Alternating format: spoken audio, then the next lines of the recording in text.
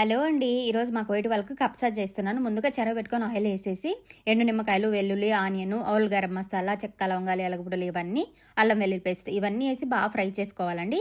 ఇందులో నేను ఒక టమాటో పేస్ట్ ప్యాకెట్ వేస్తున్నాను. ఇంకా టమాటాలు కావాలంటే వేసుకోవచ్చు. నేనైతే ఇక్కడ వేయలేదు.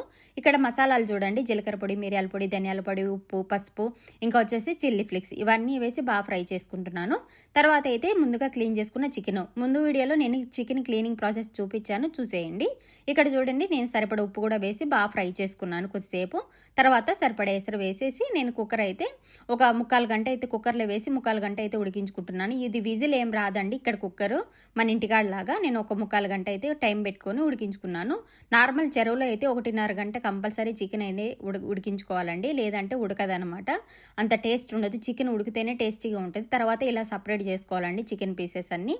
అదే ఎసరు మనం ముందు వేరే చెరువులో రైస్ వేసుకొని అదే ఎసరు వేసుకొని ఉడికించుకోవాలి. అయితే ఇక్కడ రైస్కి ఎన్ని వాటర్ వేసారని అడుగుతున్నారు చాలామంది.